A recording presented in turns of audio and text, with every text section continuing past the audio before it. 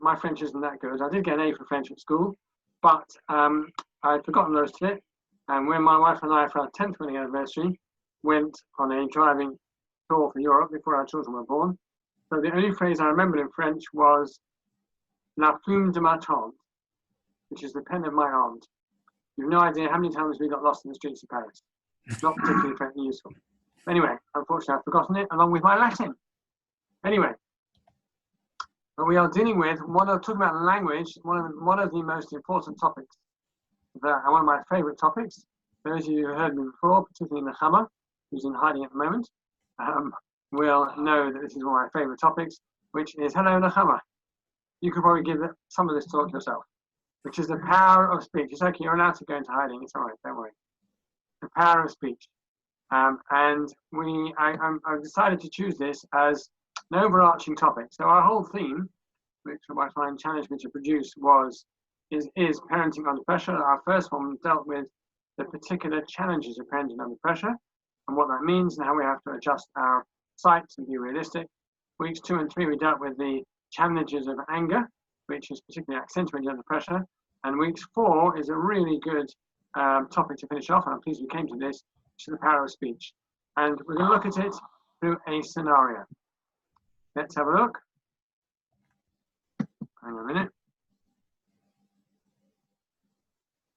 I'm sure there's got to be a smooth way of this transition. But here we are. Jimmy, order 12, going 15, has failed his maths test miserably. Maths is actually a strong subject, and his test was determined to set next year. He put very little work in and has found it very difficult to apply himself during lockdown. He needs friends around him. He's in a foul mood and blames you, his parent, for not helping him enough. Now he wants you to plead his case with the teacher. He stormed up the room in a rage. What is your next move? Yes, immigration is not an option, especially at the moment. So you can unmute yourselves and tell me, if you were Jimmy's parent or grandparent, how would you handle Jimmy? He's in a foul mood. He says, it's your fault. You haven't supported me enough. You left me to work by myself. I can't manage during lockdown. All my friends' parents help them more than you help me. The whole tirade. And then he says, anyway, you need to call the teacher and tell them that they shouldn't downgrade me for next year's set. And he storms off, slams the door behind him in an absolutely foul mood. I wanted to ask if you've got a Jimmy at home. I'm sure you haven't. Maybe you're not responding because you're just so unfamiliar with a scenario like this. We are blessed with 4 teenagers at home. Any suggestions how to handle Jimmy? Please talk to me. What are our options here? Jimmy has stormed off. Okay, let's be practical for a minute. What would you like to say to Jimmy? Really? Not saying whether you would say this to Jimmy, but what would you like to say to Jimmy? Oh, don't be so shy. We've got to know each other now. Like, take some responsibility for your own actions. Who said that? Martin, thank you. Take some responsibility for your own actions. Thank you, Martin. We'd really like him to say, listen, Jimmy, this is your fault.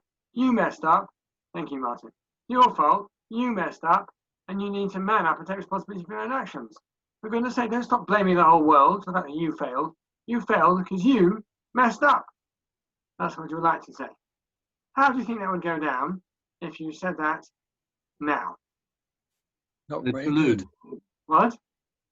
Like a lead balloon. Like a lead balloon. John, what did you say? No, I think you should say, look, we've got to sort it out and we've got to look to the future and see what we can do to rectify the problem. Okay, John says we've got to sort it out, look to the future, see what we can sort it out to rectify your problem. Okay, so Martin said what we'd like to say. John said what we might say. That's a good combination over there. We're going to look to the future and sort it out. Yes, Dawn, please.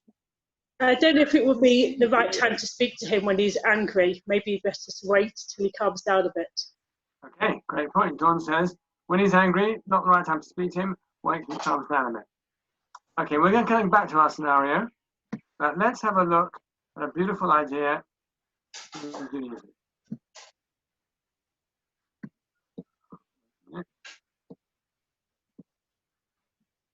I'm convinced there's going to be a smoother way of this transition. The Hebrew language. The Hebrew language is extremely expressive language. It's a God-given language.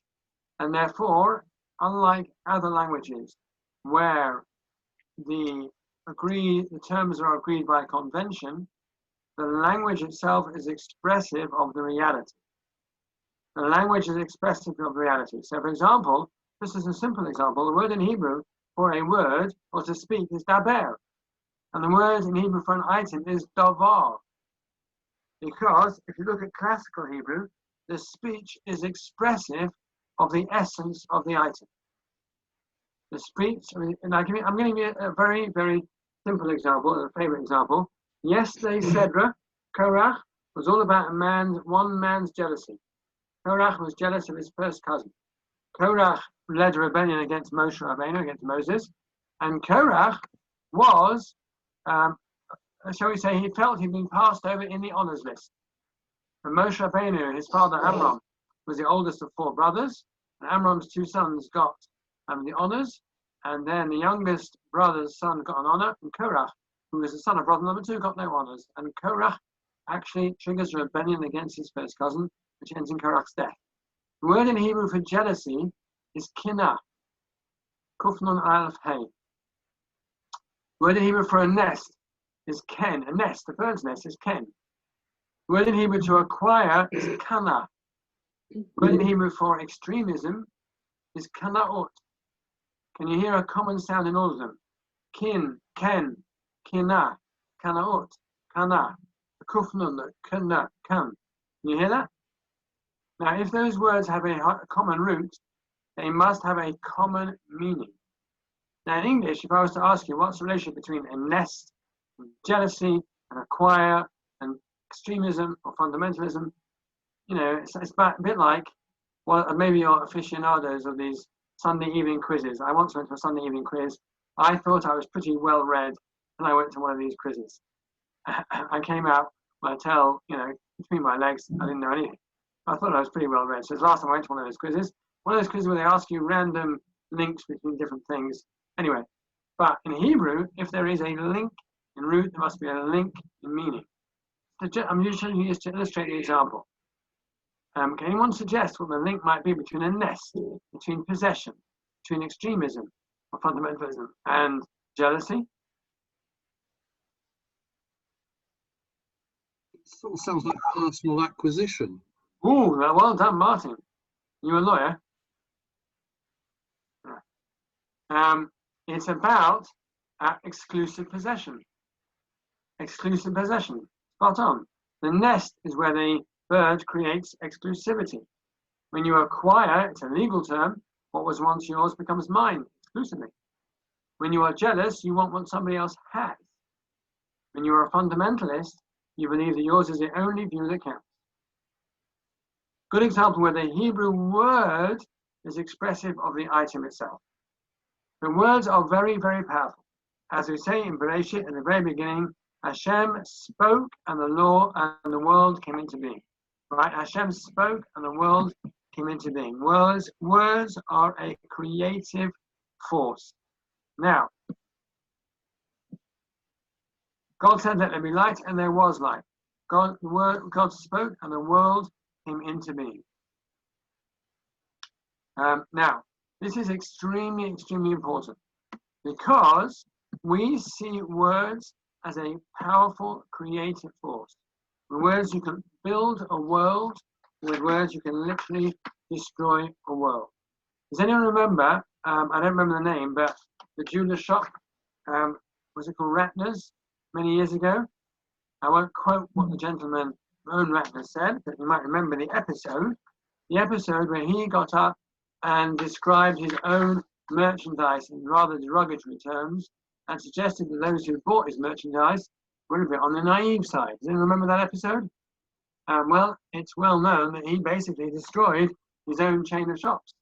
Words can create or words can destroy. With words you can build someone, or with words you can destroy somebody.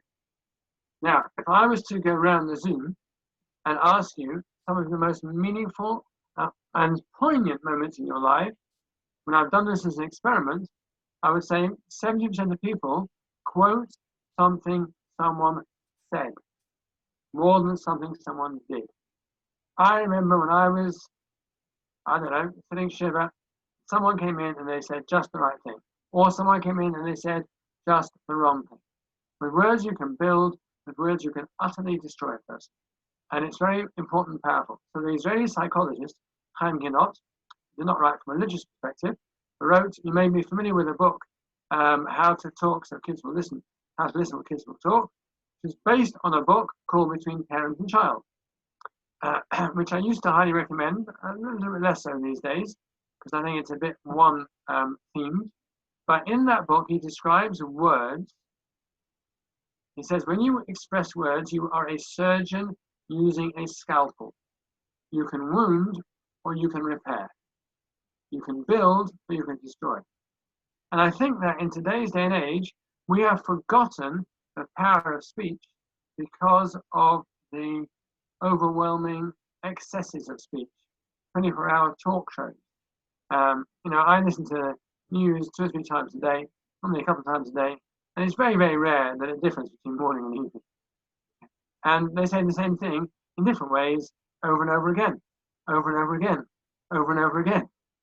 And we are so inundated with speech, we've lost a sensitivity to the importance of speech. Of course, in Judaism, speech is very, very important because of the laws of Lashon Hara, laws of not speaking negatively about somebody else, which we will come back to briefly. In the end, we see speech as a creative force. But let's come to the first rule in communication. Look at this source in Torah, a very remarkable source.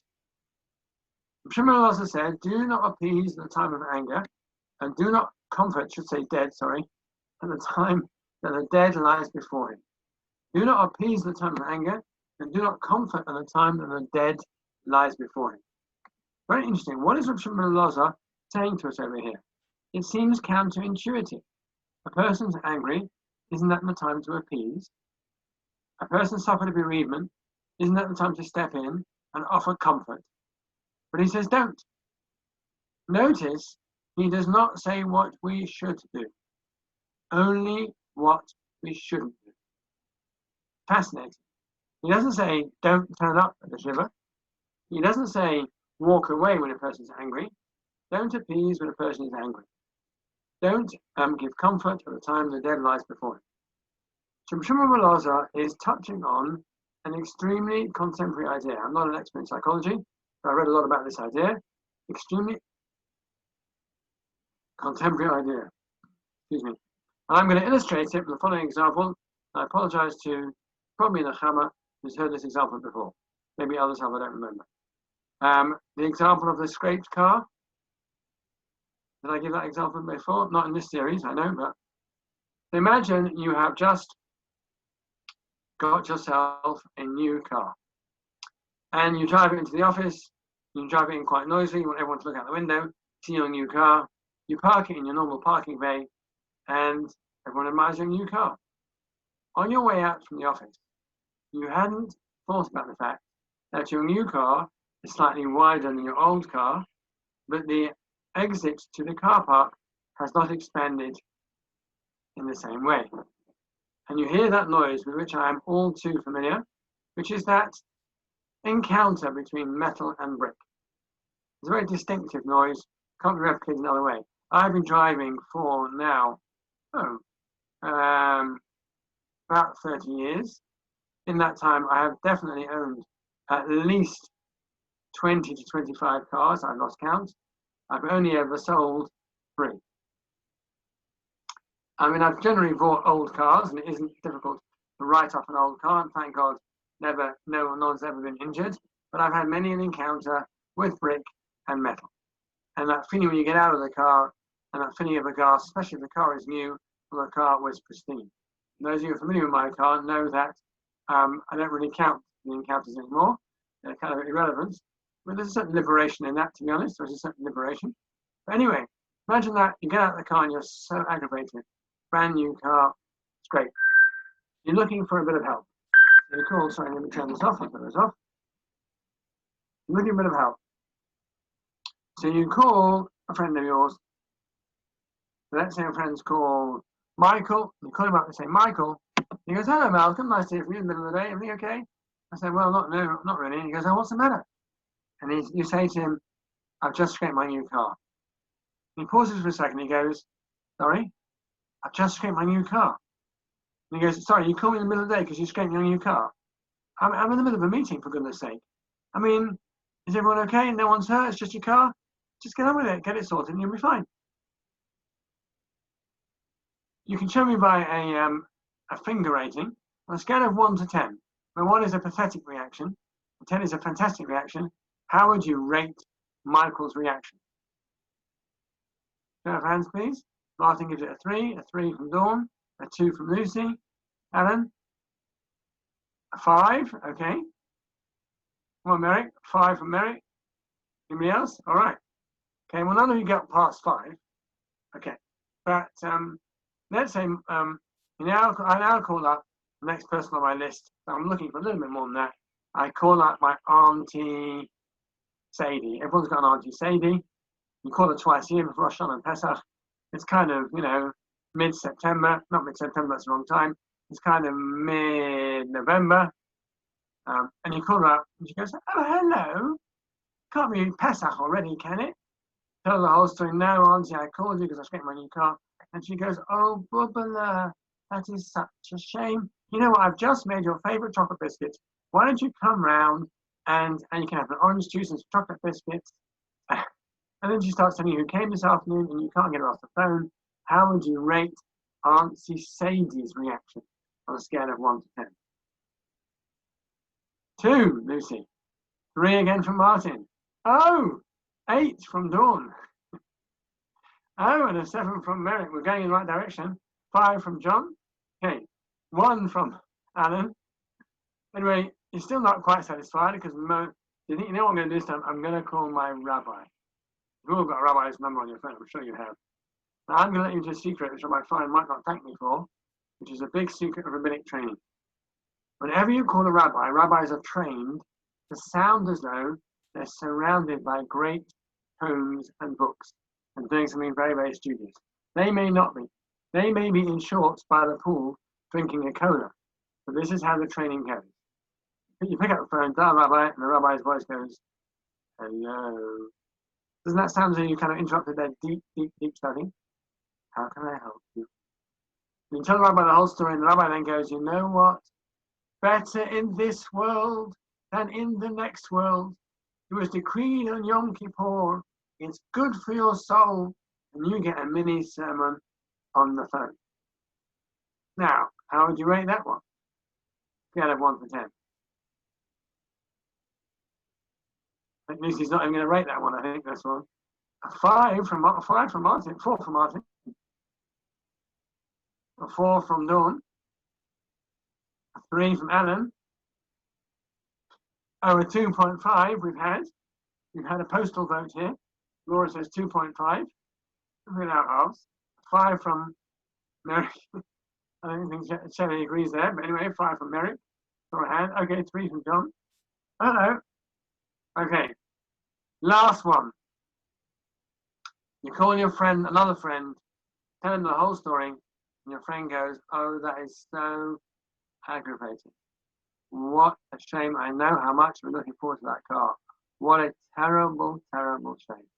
I'm so sorry for you. That's a real, real shame. In a few minutes, they go to you, was anybody hurt? No. Can it be repaired? And you say yes. Okay. Thank God, at least for that. But it's really aggravating when these things happen. How would you rate that one? Okay. We've got 10s here all around. Good responses. Is that a 10, John? Can I see one of your hands? Or is that 5? 5. Okay, great. A 10 from postal vote. That's great. Now, what is the difference? The difference is one word. How would you describe the difference? Empathy. Empathy. Empathy or validation. That's what it is. This is a golden rule. A golden rule of communication. In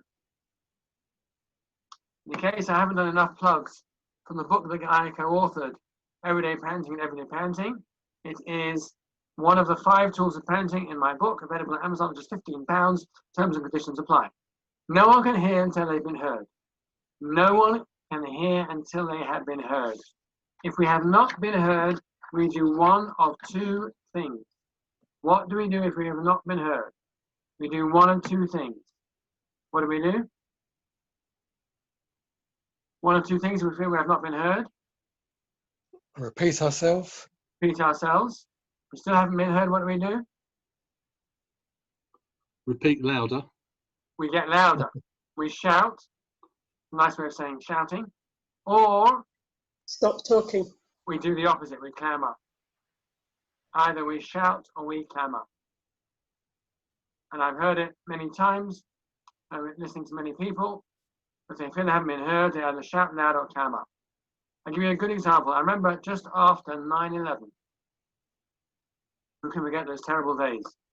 I had scheduled to give a share on faith before 9/11 took place. But the share was scheduled for after 9/11.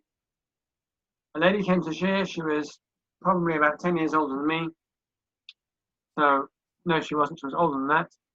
And she was probably in her 50s. And after the share, she stayed behind and she sounded like a confession. Almost she confessed that she was terribly scared to come to the share, terribly scared to go to a restaurant, terribly scared to go out anywhere, terribly scared to go shopping. She was terrified of the next terrorist attack. And what could I do to help her? So I listened and I empathized and I tried to validate. And then I said to her, "What, have you discussed this with your husband?" She said, "Yes." I said, "What did he say?" This is what he said, and I quote, "Listen," he said to her, "statistically, what are the chances of you getting caught in a terrorist attack?" Was he right? Clinically, he was right. Was he intelligent? Well, anybody nods their heads, I'm going to shake mine. He was not. He lacked what is called emotional intelligence. He lacked what is called emotional intelligence. And this is the incredible wisdom of Pirkei Avos, Shimon ben Elazar. Shimon ben Elazar says, doesn't say don't go. What he says is just be there. Be there in the moment, share the feelings, validate, don't have to say anything. Be there. So when a person's in a full flow of anger, when a person suffered an immediate bereavement, they're not looking for you to contextualize, explain, move them on. They're looking to you to validate their feelings, be there with them. Once they have been validated, then they can be heard. And this is vital when we talk about the power of speech, because a prelude to the power of speech is the power of validation. No one can hear until they've been heard. I would suggest that 50% of all difficult child-parent encounters could be resolved through the power of listening. I had this last week in our own house, without wishing to break any confidentialities. One of our 4 teenagers was extremely upset because of my situation. There are extra restrictions on their mixing with friends, and some of her friends were going out to the beach for the day, and she felt extremely, extremely left out indeed. She could not go with. And I listened. All I did was listen. Listen genuinely. Listened, and it has to be authentic. You can't do it a false way. And then to find the words that validate. That is so difficult. I'm sorry the situation's like this. I wish I could change it. I'm sorry there is nothing we can do at the moment. And within about half an hour, literally within half an hour, not more, then the particular child has calmed down, and their own way of looking at it was much more philosophical. So that is the first stage in speech. Be able to listen empathetically and to validate. I actually do a whole session based on this, because as people, we all think we are good listeners. But what most of us, I'm sorry to say so, are not that good. Well, either we don't, and you're doing a very good job this evening, you all look very attentive, and that's great. But most of us are not that good at really genuinely listening with both ears and listening without being able to comment or to suggest or to involve ourselves. Once a person has been heard, then 9 times out of 10 they're ready to move on and can move on. Let's now move on to the power of speech. I want you to compare 2 different ways of handling the same situation. Compare your socks on the floor So how many times must I tell you to pick up your socks? How many? How many? How many? You're inconsiderate and just lazy. Now that's probably just a prelude to the lecture. The lecture might then go on to say, you know, you're never getting anywhere in life if you don't think of other people. I can imagine you going to a job interview without your socks on. Poor child's only 5 years old. What do those two feelings make you feel? If you would tell me how the first one makes you feel, your socks are on the floor, how the second one makes you feel. Any suggestions here? I'm going to see if you've got some divine inspiration, because I've written 3 ways in which the first one makes you feel, and 3 ways in which the second one makes you feel. How would you say the first one, your socks are on the floor, makes you feel? Any suggestions? Well, let's go for the second one first, it's easier. How does the second one make you feel? Imagine you were the recipient of the second one. It can easily be the same at work. Well, I don't believe it. You've made the same mistake that you've made last time. I've told you 5 times that is not what the client wants to hear. I've told you about it. For goodness sake, what is the matter with you? Or, look, you know we're under pressure, and you're just not meeting the grade. You're just not getting there. It's ridiculous. I told you before, we need all hands on deck, and you're just not performing. How would you feel? Yeah, very upset. We're upset. Let's be a bit more specific. In what way do you feel upset? A failure, I suppose. Failing. Yeah, you feel stupid. You feel a failure. Not respected or not valued. Not valued, not respected. You'd certainly be pushed into small I mode, that is for sure. That reference to last week, you'd certainly be pushed into small I mode. You'd feel a failure, you'd feel disrespected. Mary, no motivation to do better if you just constantly. Absolutely. Yeah. There's a hidden voice there. No motivation to do better. With me, I said no motivation. No, it was. I'm just teasing. He knows it's okay. All right. Merrick, is there a reason you're social distancing from your wife? Okay. She's still in her gym clothes. So, no motivation to do better. It's very demotivating. Makes you feel stupid. It triggers a defense mode. It triggers defense mode because you feel attacked. It triggers the defense mode because you feel attacked. That's what happens. And in defense mode, you can't actually take an objective view as to what is happening because you feel you as a person been undermined. In contrast, the simple instruction, your socks are on the floor. Or, let's take it in a more adult sense. Actually, I can see you've worked hard at this. We also need a graph to illustrate the point. I think this could do with a graph. Yeah, so you're giving encouragement. You've Yeah, and it's interesting, the fact you've left it open a little bit, what does that do to the person? What? It shows them that they can recognise what's there and how to improve it or correct it. Yes, it allows them to recognise what's there, allows them to take charge of themselves. In one word, it empowers. It empowers. To say that, do you think the figure? You're more familiar with the particular equation the client might be. Do you think the figure work is clear enough? Is there a way in which we can make it clearer? What do you think? Now, that sometimes takes biting your tongue when you want the work done now. Now, and we're going to come back to how to criticize appropriately. We're going to come back to that because there's a time and place for communicating that things aren't going well. But the difference between those two is one, the person feels empowered, and the other, the person feels emasculated. They're a failure. They feel cut down. Interestingly enough, the first way, the socks are on the floor, or I think the figure work needs a little bit more fleshing out, expresses trust. And I trust you can work a way to do it. I remember a very important moment in my life. I have a very great, very blessed to have a mentor. I've known for many, many years. I don't know if you've come across Robert Edelstein, who's now the head of Neve. but he is one of the most remarkable people that I've yet to meet. Very, very, very, very disciplined and very well read. Just produced a book on halacha and outreach, interesting enough. And I remember on one occasion when I was organizing a seminar which he was attending. I was very, very, very inexperienced in those days.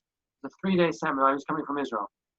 And I called him up and I said to him, if you don't mind, I'd like to have a hand in the program. He said to me, it's yours. I said, no, I didn't mean that. I just wanted to have a say in how it's going to be run. You know, I thought I'd have some input because we're hosting it. He said, no, it's yours. You take it and you run with it and just float it past me just so that we can know we're on the same page. I wasn't asking for that, and at that time I didn't feel I was ready for that. He felt clearly I was ready for that, and he handed it over to me. I put down the phone and I said to my wife, oh no, you never guess what I got myself into. But I worked in it and I made the program mine. I can't tell you this story without the mini postscript, which was the first part of the program, was a presentation by a team from the continent on professionalism within Jewish education. The program was scheduled to start at 2 o'clock on a Wednesday afternoon, and they hadn't turned up. Anyway, I began to panic, and I called them up, and I said to them, where are you? And they said, oh, we're in Israel. I said, what do you mean you're in Israel? You're supposed to be in Whitefield, in Manchester. They had written the wrong date in their diary. And they were lecturing on professionalism in Jewish education. Anyway, that's how we got out of that was an interesting story. But when you empower, you entrust.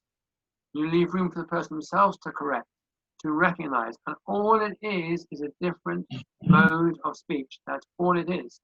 It's speech that creates, speech that builds, speech that expresses confidence rather than speech that cuts down.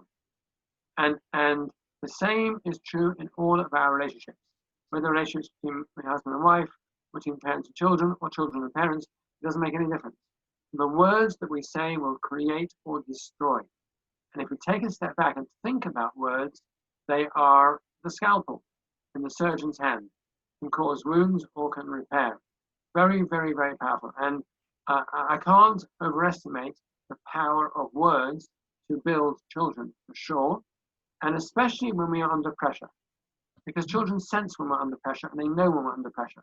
And if we can choose the right words, even when we're under pressure, and even if we feel strained and sound strained, we're not angels. We don't always sound relaxed. We sound strained. And even if we say, "Look, I'm under great pressure at the moment, and I want to handle this well, and I am upset, and I am annoyed, and I'm feeling angry." Notice you're focusing on yourself, not on them. And I want to find the right way of talking to you about it. And now is not the time. Give me a 60-second break, or a 2-minute break, or a 5-minute break. Now, let's then come back to what do you say when you need to say.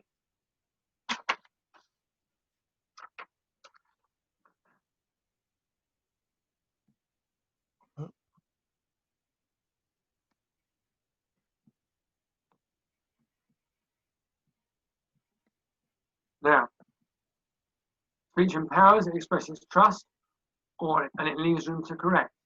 Or it makes the person feel stupid, triggers defense mode, attacks the person, not just the action.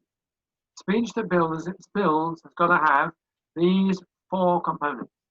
It's got to be authentic, it's got to be accurate, complimentary, and positive. Authentic means that you mean what you say. It means that you're not making it up. I really liked the piece of work you did. It was well thought through. It was thorough. I can see you worked hard at it.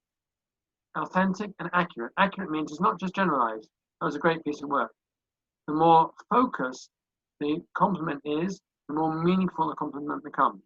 Very, very true in raising children. Really true. Rather than saying to a child, "Oh, I love that picture. It's really nice."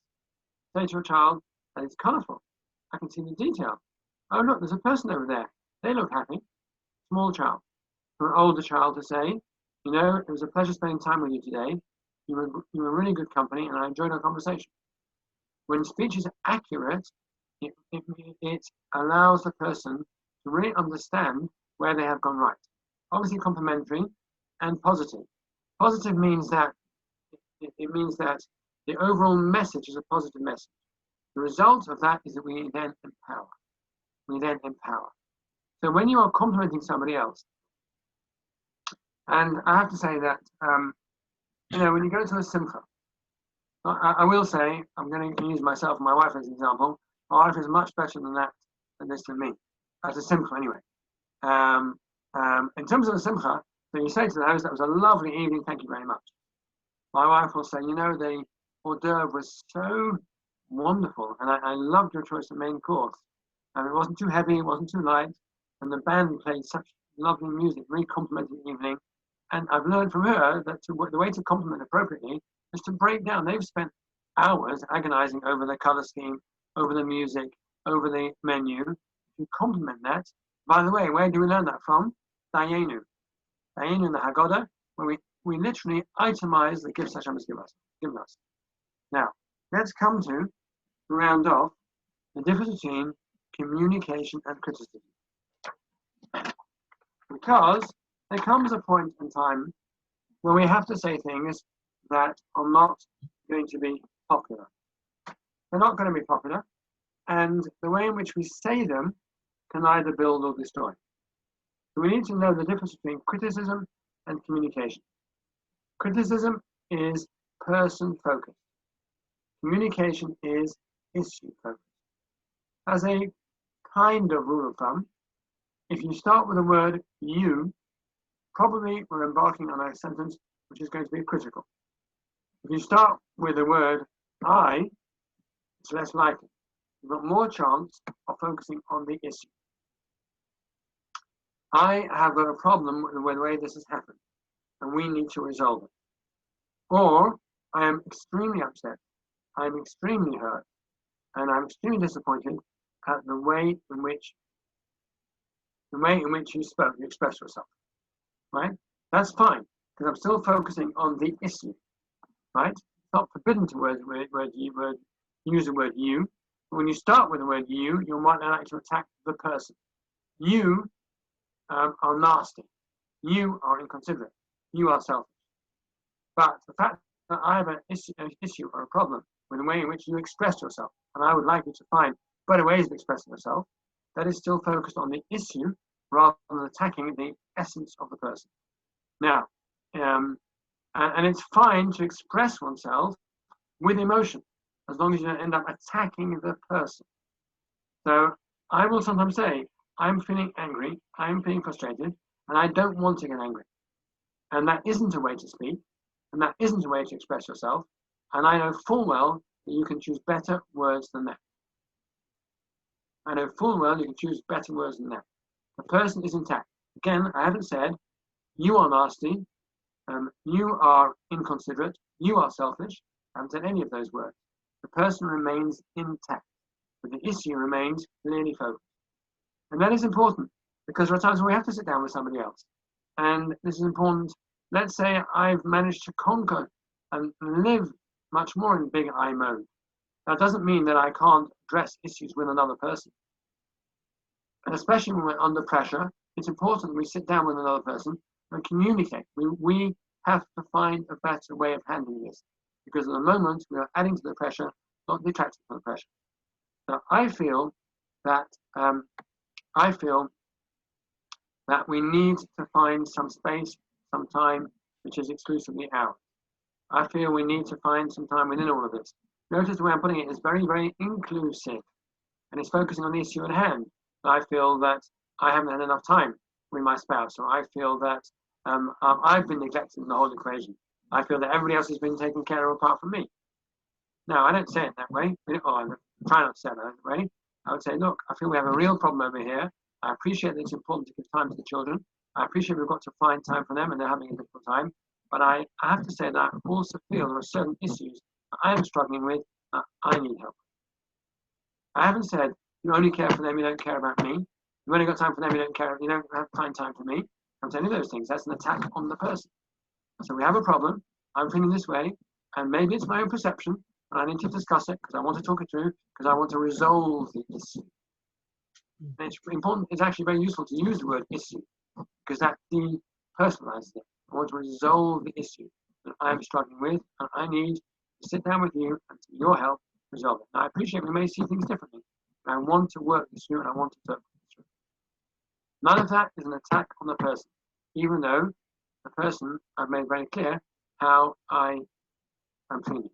So to finish off, TMP, time, motivation, and place, is critical when we are communicating something that is difficult. Is my timing right for me and for them? Is my motivation right, or am I point scoring? It's amazing how in spousal relationships, or even parent and child, sometimes I can point score. That means, when this was first pointed out to me, it was quite a shock. Sometimes I'm making the point because I want to score a point. That's not a good motivation. Place, is it the right place? Is it the right space? Is it the right environment to communicate this? So this is where I'm going to finish off. But what I want to say is that speech is the most incredible gift Hashem has given us. It's what differentiates us from the animal kingdom. And the beauty of speech is that it is very cheap. And the danger of speech is that it is very cheap. If you want to change a relationship, you want to change how things are operating, and how we operate, begin with speech. Literally, I have seen it time and time again, how the right words are transformative and can trigger a completely different reaction. So I'm going to open it out there to the floor for questions on this one or any of the series. I want to thank Rabbi Fine for facilitating and for listening himself so patiently. Very good listener, Rabbi Fine. Thoughts, questions, comments?